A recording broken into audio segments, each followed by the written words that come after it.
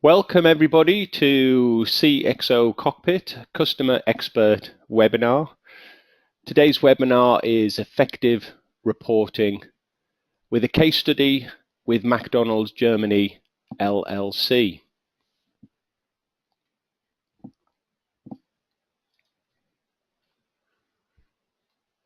So to introduce the speakers in today's session, on the left-hand side, that is myself, Alfonso Colonino. I'm from CXO-Cockpit. I'm a business development director responsible for customers and new business across the UK and the Nordics, and I'm hosting today's session. In the background, assisting me from a marketing perspective in case we have any technical issues and maybe some questions coming in from the audience. I have Thomas Van Hellemond, as you can see in the middle. And I'd like to welcome Tim Deege from McDonald's Deutschland LLC. He's a manager for corporate controlling, and he will be taking you through the case study in a couple of moments. So what is our agenda today? Well, essentially, we've set aside 45 minutes for this webcast.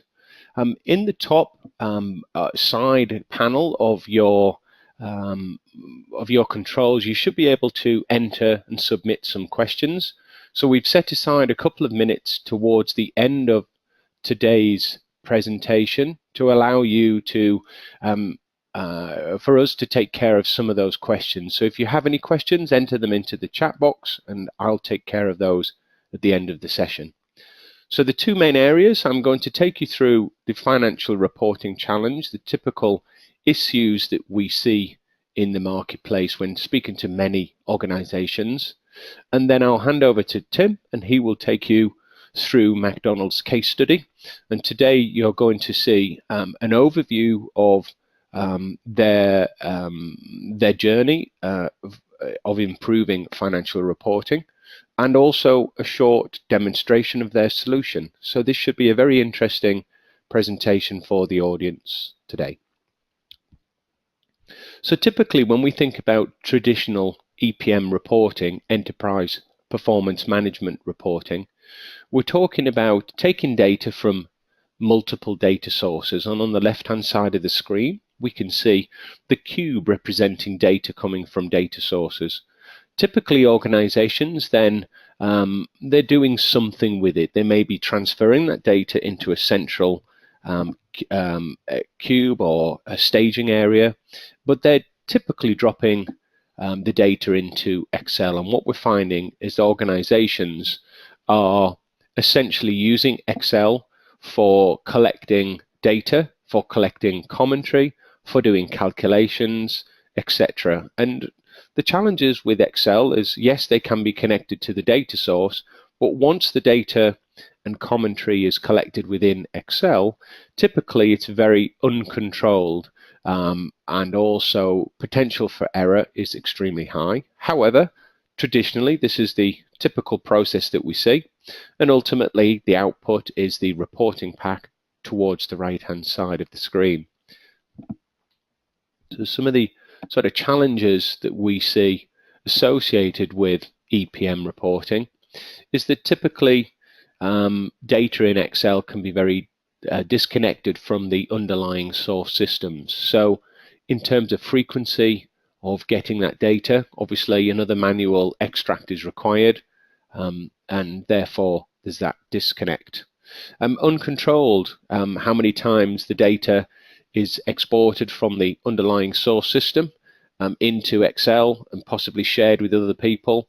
Very simple to make a change to a number that appears in an Excel spreadsheet. So therefore, within meetings, you've probably heard yourselves arguing about which number is the actual correct number that we should be talking about, instead of actually looking at the tolerance between last month's direct costs and this month's direct costs, and what we intend to do to actually prevent that continuing in a negative fashion. So we seem to be talking about the wrong information.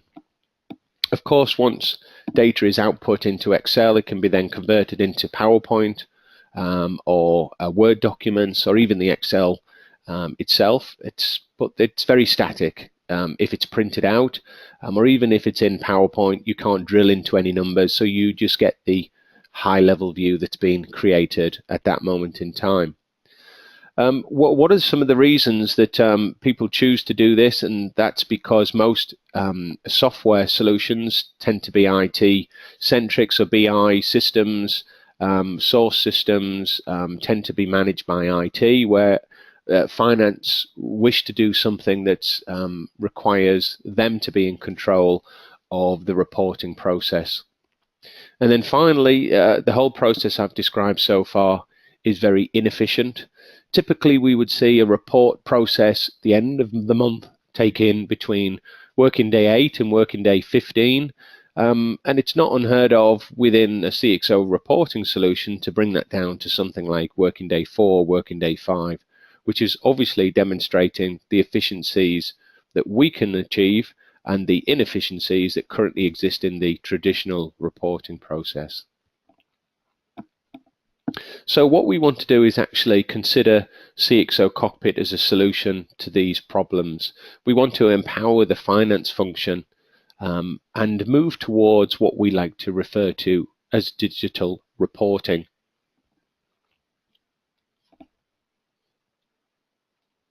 So we want to be able to connect direct from the underlying source system to the CXO-Cockpit. So having access to that frequency, any change that's made within the underlying source system, we want to be able to connect CXO and allow that to take place.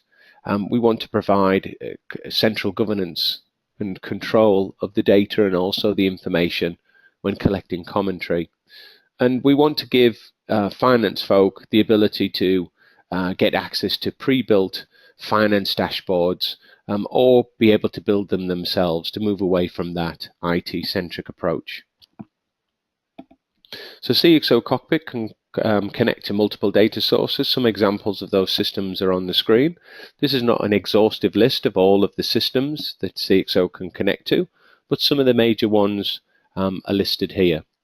Typically, we will connect using one of our unique adapters or connectors, which will allow the data to be brought into CXO-Cockpit, and all of the key features associated with CXO-Cockpit include those present on the screen at the moment. So we have a really clever collaboration system to be able to do almost like a communication and instant messaging system.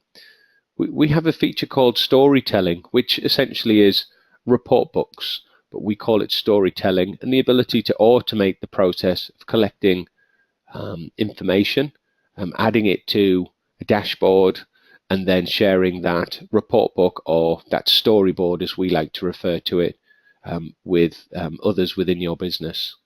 We have a really clever narrative capability of collecting commentary within the system itself. You can see some of the other items listed here that we will probably take you through in the demonstration in a couple of moments. So what I'd like to do now is hand over to Tim Deege.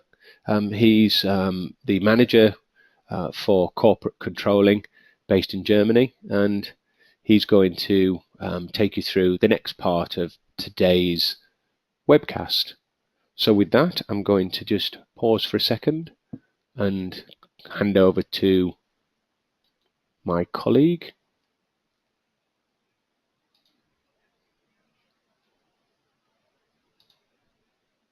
So, Tim, are you there with me? Yes, I'm here. I hope you can hear me. Yeah, I can hear you clearly. Tell me if you can share your screen, and then as soon as we get the connectivity working, I will mute. Yes, I can see your screen. Okay, so over to you, Tim. I will be in the background until you've completed and we go back to questions. Okay, perfect. Thank you. So again, welcome everybody on the call. My name is Tim. I'm working for McDonald's since 3 years now in the corporate controlling department, and I'm going to show you the case study for McDonald's and how we use CXO at our company. I don't think that I need to introduce McDonald's to anyone, so you all know what we are doing and where we are doing our business. but I don't think that you know our current business intelligence landscape. So I'm going to show you an insight of that. Then I'm going to go over the software selection process that we did and why we did choose CXO-Cockpit to be our standard reporting tool in Germany. I'm going to show you our processes, users, and reports just on a couple of slides. So how do you use CXO and how it's actually looking like in a live demo before we go to the benefits and what we achieved with CXO-Cockpit. So in total in Germany, we have 1,478 restaurants, which are mostly operated by our 238 franchisees. So that means only around 190 restaurants are operated by McDonald's itself, which gives us a total of around 60,000 employees in Germany. So it's a pretty huge company in Germany and worldwide, of course, too. Our department, so the finance systems department, is hung up in the finance department. So we are not an IT department. We are all operating out of finance. And I'm working under Philipp Clausen, who is the department head of this team and who has 4 team members. And we are mostly in charge of doing the reporting systems. And this includes also the front-end tools as well as the underlying systems like Hyperion planning and SQL databases. Our BI landscape, let's have a quick glance at that so that you know what our underlying systems are and what CXO is connected to. In the center, we have a central data warehouse, which is storing all of our transactional data. So that means we are pulling all the sales data and product mixes from our registers in every store in Germany. And we are hosting them in an SQL server. On the other hand, which is shown as a cube here on the left-hand side in the center, is an Essbase BSO cube, which is used for general ledger reporting, where we transform the data of our month-end closing to make it available for reporting. On the left upper corner, we see our planning layer, which is also Hyperion planning based. It's for cost center planning, for top-down planning, and also bottom-up planning for our 190 self-operated restaurants. We analyze that data on 2 ends. So it's one is the Essbase ASO cube, which combines the planning layer and the general ledger reporting into an Essbase ASO cube.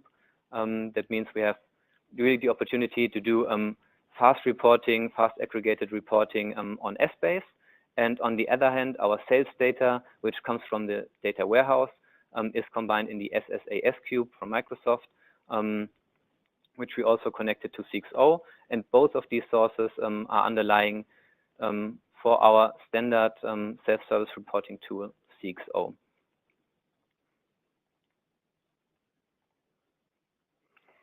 How did we come up with the CXO? So we do our software sourcing with a pull principle. So we look at what we really need for our standard reporting. We have a BI landscape. We have a BI roadmap that we were following since 2011 when we implemented Hyperion planning. And on top of that, in 2013, we implemented CXO. So we thought about what do we really need. We need an really top-of-the-edge Essbase integration. It needed to be easy to distribute these reports because we are coming from many, many Excel sheets. So it was an Excel mess. So we wanted to combine it centrally and then distribute it easily. As we are working in the finance department, we also needed minimum IT involvement so that we can host CXO on our own. It needed to be easy to create these reports and also not necessarily central. So we have done a huge project also with all controlling employees to create reports and to bring every information into those reports that we really needed. And of course, security was a big topic, which could also be covered by CXO. Okay. We created a long list with the help of BARC, so the Business Analytics and Research Center, which is located in Würzburg, and it's an independent research center focusing on BI.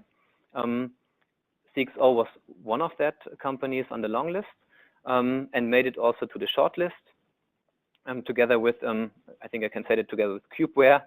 But in the end, it was CXO who got the deal from McDonald's, because they just were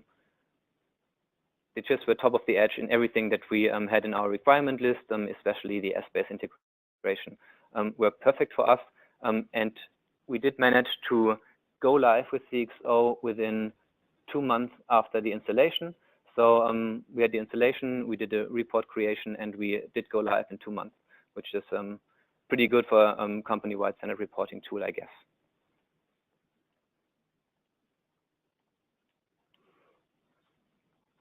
So our processes, they are referring to the BI landscape that I'm just showing you. We have the actuals, our month-end closing.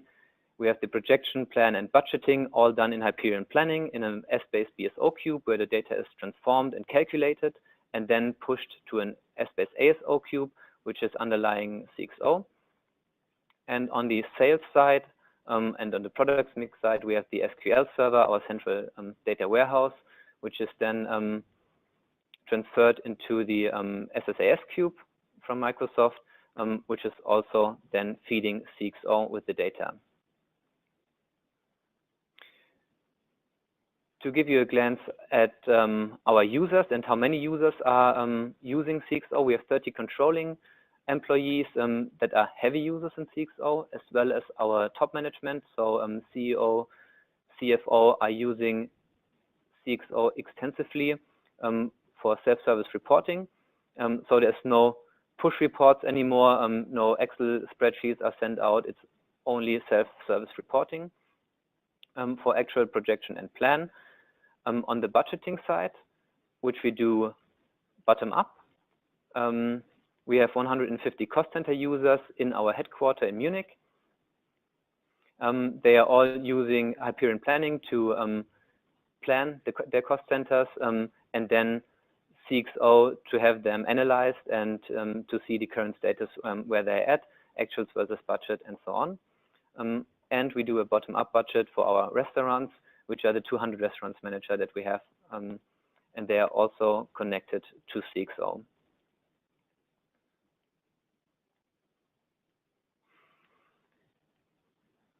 Our reports are not only showing the just month-end closing and all the financial data, but also work in progress, which is really important for us because it smoothens the approval process and it shortens the process a lot. We are already showing where are we standing with our budgets from the cost center side, where are we standing with our projection top down from the sales side, and this is all live in the system and connected to the underlying cubes. So everyone who is security-wise allowed to, which also includes the top management, by the way, is allowed to see that work in progress. And when everything is finalized, we just need a short notice to say, okay, that's the final status. Most of the time, they have already reviewed it where we are standing. So the approval process is after that really, really quick and easy. Sorry, one step back. And in the end, there's also the analysis part. So they can analyze the actual status versus different kinds of scenarios that I'm going to show you in the live demo, of course.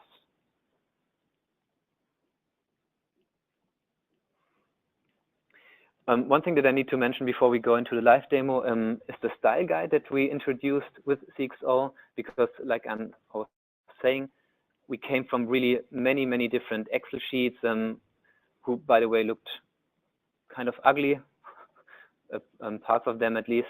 And we introduced the style guide where we fixed the font sizes, the colors that we are using, also in which order we are showing reporting lines. So our income statement has a fixed order, which is on every report the same.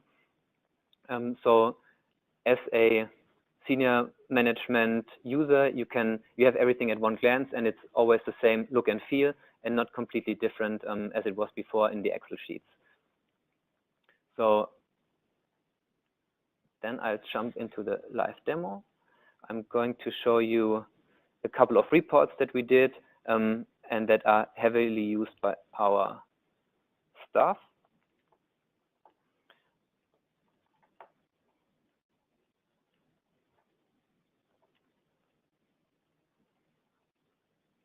So just a second.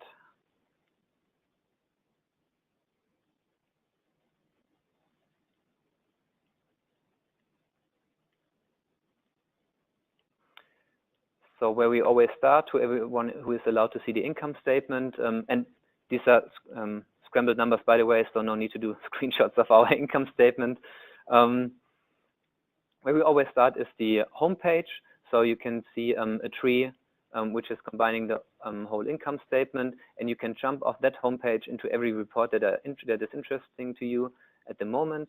So when I just look at the operating income, which is higher than the projection, which is fine. That's why it's green. The make-opco margins of our own restaurants is below the projection, so you can do your own color coding here.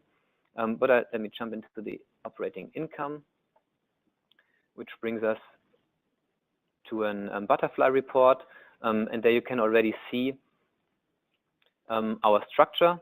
So we always have the same structure with showing KPIs first, then our make-opco profitability, the franchise margin, G&A, general ledger, reporting, other operating income, and which brings us to the operating income.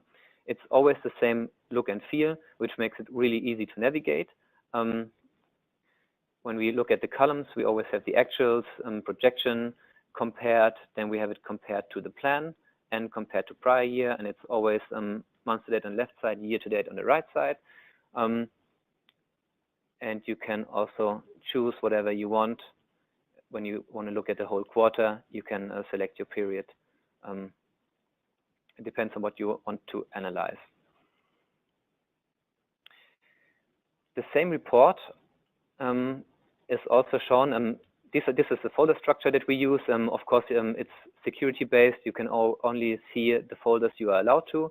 For all controlling users, we also have controlling reports and the work in progress that I just mentioned.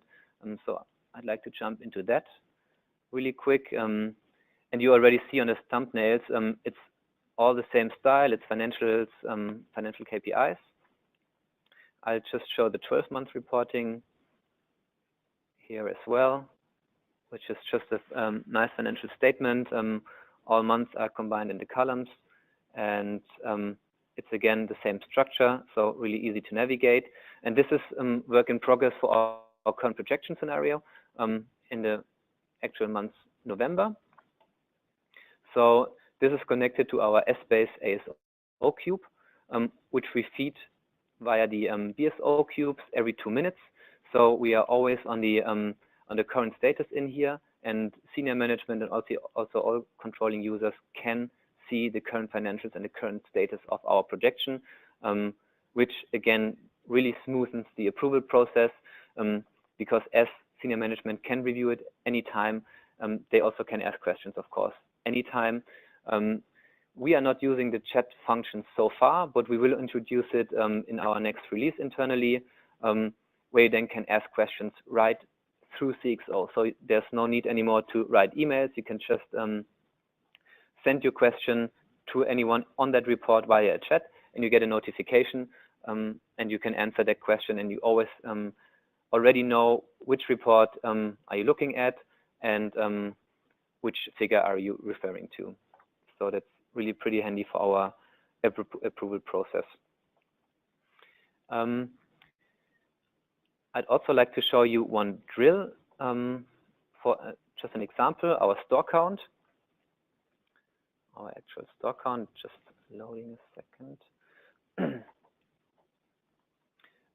So here we have the store count of 8,477 restaurants that you can analyze where this is coming from, how many self-operated restaurants we have, how many franchise restaurants we have, and also our comparable status. For example, this is the temp closing, so we can drill into that, and it jumps to another dimension in our Essbase model, which is the store hierarchy, and it shows you that store 914 is closed for 2 months now. It's temporarily closed, and that's a really nice feature that you can drill through different dimensions on the rows. I'd like to show you one last report on the G&A side. So all our cost center owners have access to that, and they can analyze their cost center actuals versus budget or versus mid-year projection, also in CXO, self-service, and also in the current month. So this is all connected. And let me just select one cost center.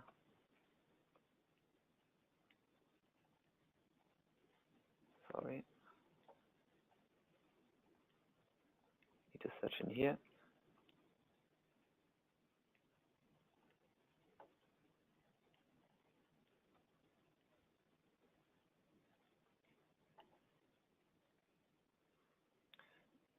So then we have one cost center. It's always in the G&A structure. So every G&A report has the same structure again, going through employee costs, travel expenses, occupancy costs, etc. And when you want to review one particular line, it's just a click. So you can see the last couple of months compared.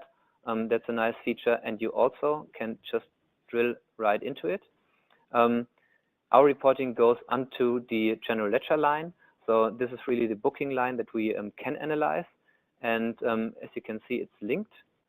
And when I click on it, it just jumps to another web-based system that we have internally. If I was that cost center owner, it would be single sign-on. It's not the case right now, but just to show you that, it would be going into the direct booking case, and you would be able to rebook those costs or analyze it or have the voucher shown up.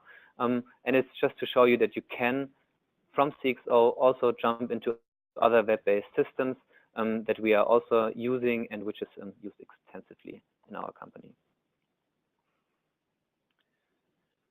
So this was my live demo part. If you have any questions in the end to live demo, if you want to see more reports, we can go into that in the Q&A session, of course. I'll just jump right back to the presentation. 1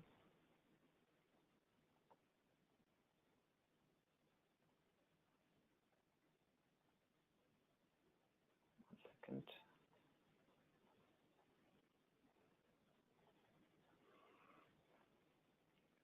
The benefits that that the implementation of CXO brought us is really huge, because in the beginning we were sending plenty of emails after every actual plan or projection cycle. And we really reduced that to more or less just the information. It's now live in CXO and you can review it. So we reduced our email transfer from 20 emails to only 3. Same as for the PDF reports. We were always printing PDFs out of our Excel templates, which we reduced to 4 PDF reports. And those PDF reports are also created out of CXO by using the storyboard. So connecting different reports in CXO. This can be online, or you can bring it offline, like we do it, and print it out as a PDF and then send it. So this also reduced our PDF reports significantly. I already mentioned the approval cycles. It's more or less no cycle anymore. It's just the final approval. There's way less questions asked by top management because they have the self-service reporting. They can drill through it. They can go into every detail. They can jump between reports. They don't need to have a single controller analyze it for them. I was doing the reporting package after every projection, and it took me roughly 1 day when I started at McDonald's, and after the implementation of CXO, it's now down to under an hour. So that reporting package is really more or less just 1 hour Q&A in CXO, nothing else. So it's 1 day of our spent. That is that we spent less in creating these reports. What is also significant is that every user, also outside the controlling department, had SmartView installed on their PC, and we're drilling directly into our Essbase cubes, which can lead to varying numbers. And I mean, those reports were not really nice, and we reduced those users to 0, so no one is using SmartView anymore. Everyone is on CXO, and they have those controlled reports. And it's all the same figures that everyone in the company is looking at. And those benefits were also paying off, because just recently at the BARC convention, our team won the Best Practice Award for Business Intelligence and Analytics for together with CXO. So the project that we did, restructuring our planning landscape and bringing it together with our front-end tool CXO, brought us the Best Practice Award from BARC, which is this, an independent analytics and research center for BI. So that's also pretty impressive, I guess. And if you have any questions in regards to that, please feel free to ask. I think I can now hand over to Alfonso again, and we can start into the Q&A session. Yes, hello. Thank you very much, Tim. And congratulations to yourself, the team, and McDonald's Germany for the Business Intelligence and Analytics Award from BARC. It's great to have an achievement recognized in such a way. Thank you. So what I'd like to do now is just go through some of the questions that have been posted by the audience, and there are a couple of questions that have come through, so let me just quickly review those. Just give me 1 second. Yeah. Okay, so first question is about implementation. In view that the number of users at the group controlling level and the number of restaurants seems quite large, how did you do implementation? Was it done in stages, or did you actually roll out did you roll out CXO across the whole group in one go? No, it was in stages. We started with our controlling group, so the 30 users, to get used to it. But this was the major part of the report creation then. So we created all those reports, rolled them out to all the controlling users to review everything. And after that, we started step by step. The next step was the cost center users. So there was the 150 internal users that we have at our headquarters in Munich, which was pretty smooth because we already had that experience with our controlling department, and there was just fewer reports. So this is only a handful of reports for the G&A users, for the cost center owners, which is then was easy to roll out. And in the last stage, we did our restaurant managers, which is then a bit more complicated because you need to bring CXO to all the restaurants. And yeah, as you can imagine, it's outdated equipment in our restaurant, so you have to bring your browser up to speed and all of these things, and you have kind of different reports for our stores. So this was on the third wave of implementation, or rolling it out. Okay, fantastic. Thank you very much, Tim. A question that's just literally come through now in terms of how did you gain traction for the solution and manage change management for people using existing systems? You mentioned SmartView in your presentation. How did you win their trust and get them to use the system? What was your magic? Leaving out all the other existing reports. So if they were not, we were not sending out the Excel reports anymore. We were not sending out PDFs anymore. We just sent out these emails. Go to CXO. This is the link. You have been introduced to CXO already. There will be no more PDF report or Excel report besides that. So we just made it our single source of truth. without any any tools on the side. So no more smart view. That was also very important to just cut that out, because there were people who were trying to use smart view again and say, yeah, but I'm used to that report and I don't want to go online to review my numbers. So we just needed to take the security back and just bring everything on CXO and give them nothing else on the side. Okay, so a little bit of governance and control in a way to to improve that process, and obviously you've benefited from doing that, I guess. Yeah, absolutely. Yeah. Yeah. Okay. A couple of questions are still coming in, which is good. Can you share details on the number of dimensions and size of your BSO and ASO cube? I don't know whether you're able to answer that question.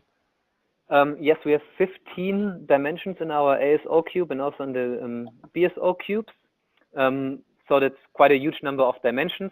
But besides the account dimension, which is the largest one, we have 3,000 accounts in that dimension. And of course, the stores is around 2,000 with the cost centers included.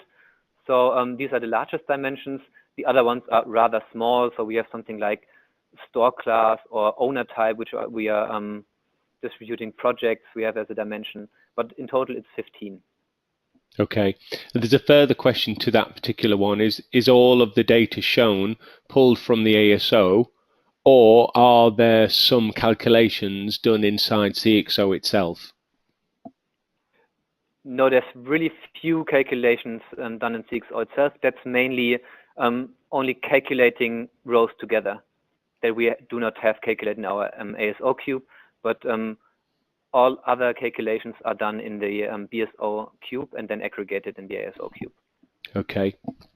Further question coming from the audience. Does CXO have the mobile capability and to be able to use it offline? And do you use any mobile devices? Yes, we use mobile devices. We have it installed on all our iPhones. Also, senior management has it on their iPads, and they use it. And it's a really nice online function or mobile function. Of course, you have to connect to a VPN before. So that's the only pain point I would see in that, that when you are on the go and you want to go to CXO, at least how we handle this, you need to connect to VPN first, and then you can have access to all your numbers. Okay, thank you very much, Tim. There's a question come regarding license costs, but I'll actually take this just to explain the structure of our process. So the question is around what are the license costs for CXO-Cockpit.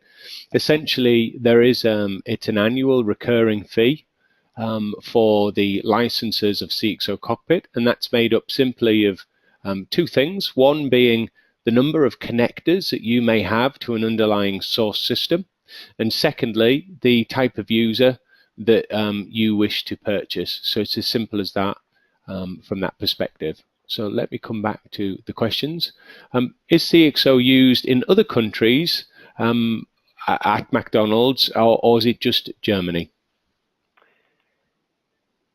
To be honest, I'm not sure. Can you answer that? If you have the it also licensed in other countries, I don't think so far.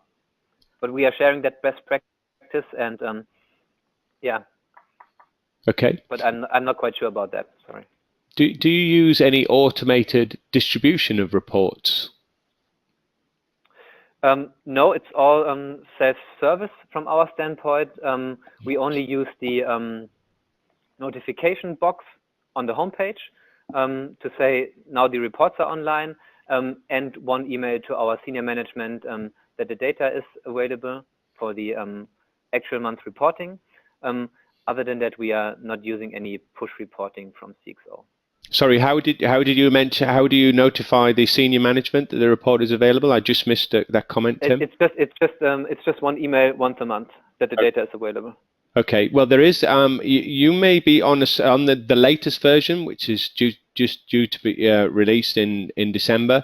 We have a notification system now that indicates to people that reports are available. So there's a new notification system available, which we can look at that separately, Tim, but that's available for the audience watching.